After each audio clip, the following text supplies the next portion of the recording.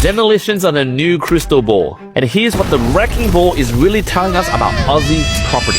That's right, folks. You want to know where the next suburb boom is hiding? Because here's the truth, guys. Don't follow property influencers, except me, because I roast them. And also on top of that, don't even follow the media and news.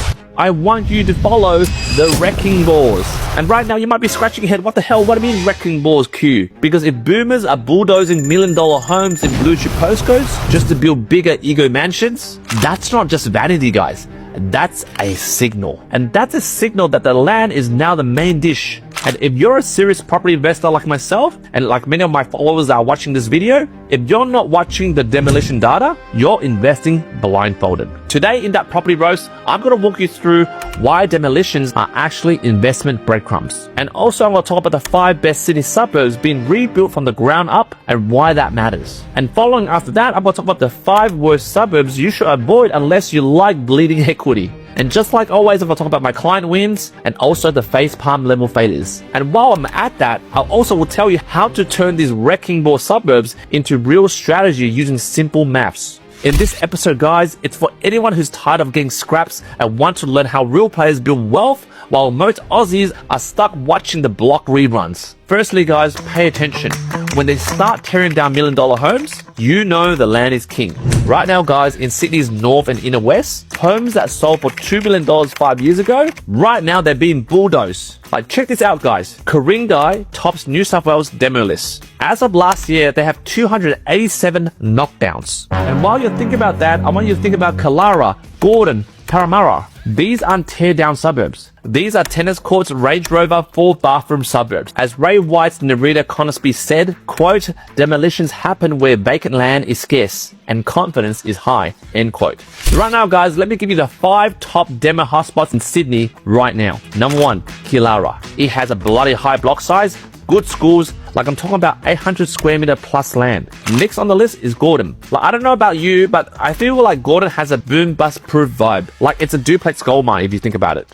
Next is Concord in the inner west. Like, you can simply just buy a piece of land and build a duplex and sell it for $4 million.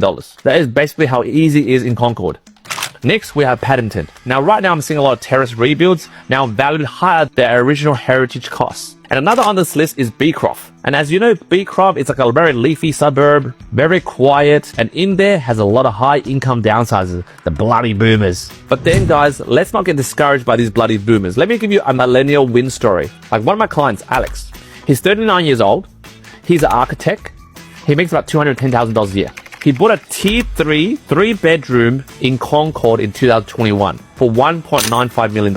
We helped him secure a construction loan. He knocked it down and he built 2 duplexes for $1.65 million in total. Just recently, he sold one for $2.2 million. And the other one, well, he kept it. Old mate over here just walked away with $1.1 million in equity uplift in under 24 months. And just last week, my team helped him refinance and unlock equity for his next project in Roseville. And I'm telling you guys, that's how the rich get richer and beat the boomers. They don't beat them with old money like those boomers have. They beat them with the bulldozer and the wrecking ball. Secondly, guys, now let's look at the 5 worst city suburbs I would not touch right now, especially if you're looking for gentrification uplift or knockdown rebuild upsides. Number 1, Blacktown. Oversupply, guys. And most importantly, very small block size. Next on the list is Leppington. All the houses over there are cookie cutter styles, and the land over there is oversupply. Thirdly on the list is Riverstone. Not because it's bad, but because all the infrastructure promises that the government says, they're not coming, and I don't think they're delivering very soon. And then next on the list is 50 Shades Old Mount Druitt. It has rising prices, but according to the data, very little demo activity or density movement. And next on this list is Bardia. I think for me, a lot of clients were like, hey, what about Bardia? Nah, man, it's too new. Not enough cycle history for me to crack the fortune cookie and tell you a positive future. And now on the topic of future, let me tell you a client nightmare story here. We have a couple over here, Tom and Mary, obviously not their real names, but real story. These guys are tech workers earning $180,000 combined. They bought a off-the-plan property in Leppington in 2021. As of value today, when it comes to settlement, it is now only worth $645,000. And back then, when they didn't see my videos, they were speaking to another mortgage broker that worked with like another real estate agent, obviously all grouped in to make them buy this property. What they didn't see is, besides being sold the story, oh, you're an early adopter, you'll get a lot of capital growth by buying early. What they should have done before buying in this area is look at the demolition data. There's practically very little knockdown rebuilds happening in that area. And on top of that, there was no gentrification, and most importantly, there was no trend of the land value overtaking dwelling value. And this is my take, guys. If the only thing growing in your suburb is the grass growing around the display homes, you're not investing, guys, you're speculating. And thirdly, in this video, as promised, let's do the maths. This is gentrification in real time. Let me do some quick calculations for you. We have a suburb over here, say Killara. You go and buy an old home for $2.25 million. And mind you, a lot of people saying, oh, if I can buy a $2.25 million home, I'll be loaded. Come on, guys. This video isn't for you. I'm talking about the serious property investors that have the coin. And by the way, buying a $2.25 million property in Killara at the moment is kind of bloody hard, but this is a recent example from a client who bought from a very distressed buyer. Now, from the $2.25 million home, the land value is $2,050,000. The build value of the dwelling is $200,000. Add together, $2.25 million, right? You get that maths, right? Now, to knock down the whole house and do a duplex build, it'll cost him $1.75 million.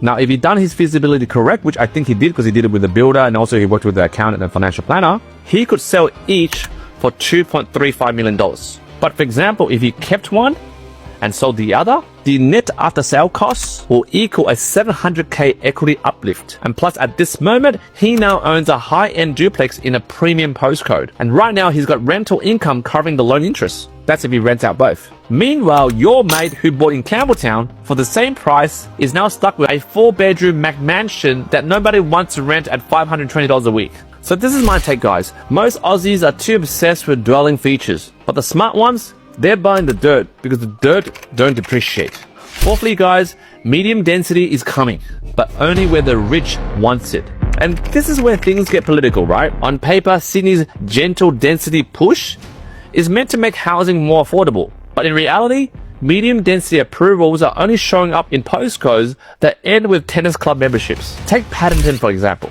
where I don't know whether you heard, but the council allowed zoning to quietly allow duplex conversions last year. And in that area, prices of homes with rear-lane access actually surged by 9.8%, even back then when interest rates were declining. And also, let's not ignore Gordon. From a client of mine who told me they saw a few battle axe lots, they were rezoned for dual occupancy. Like just 2 months ago, my client Vanessa, obviously not her real name, but just to give you an example, she's a 40-year-old single mum.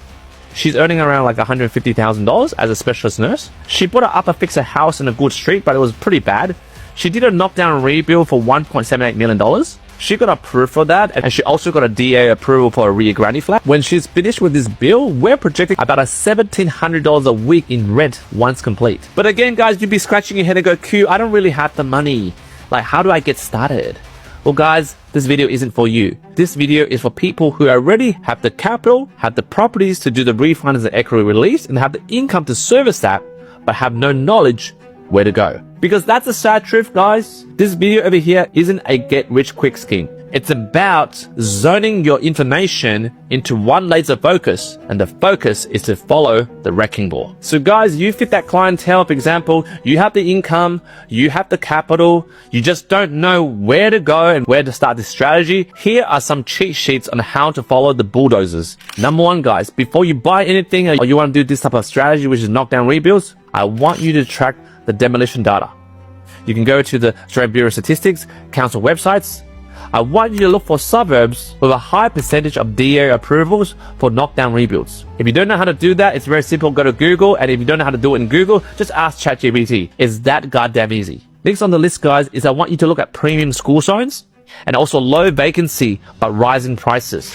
And that's it, guys. Just those 3 points. And here's what's wild, guys. According to the Australian Bureau of Statistics, suburbs with demo approvals 30% higher than LGA averages saw a price increase from 18 to 25% faster in the following 2 years. And if you're working with some buyer's agents, for example, some of my clients work with our buyer's agents, they should have this data dashboard that tracks this data for you. And then while they're doing that, we'll pair it with our borrowing power strategies and also with our accountants, the tax smart structures to make all that tax deductible. So guys who have watched thus far, here's my closing perspective. If you want to find the next hot suburb, stop reading headlines, guys. Start watching where the bulldozers are. And most of the time, they're quite bloody obvious. Because I'm telling you right now, guys, where people are willing to erase the past, that's where the future is being printed in equity, guys. And for those of you who are scratching their head and still confused about all these maths, all this data that I'm throwing out at you, I seriously suggest you either book a 15-minute strategy call or a 60-minute deep dive for me to build an A-game holistic lending strategy for you, and then network you to my financial planners, my accountants, and also my respected buyer's agent for us to build an A-game strategy, all independent, for you to do your own due diligence to start the generational wealth in your family and end the generational curse. But hey guys, if you're not ready, just hit the like button for this video, hit the follow button for more videos like this, and most importantly, smash the share button, share this knowledge to your mate, because knowledge is power. And until next time, I'll see you in another episode of That Property Roast.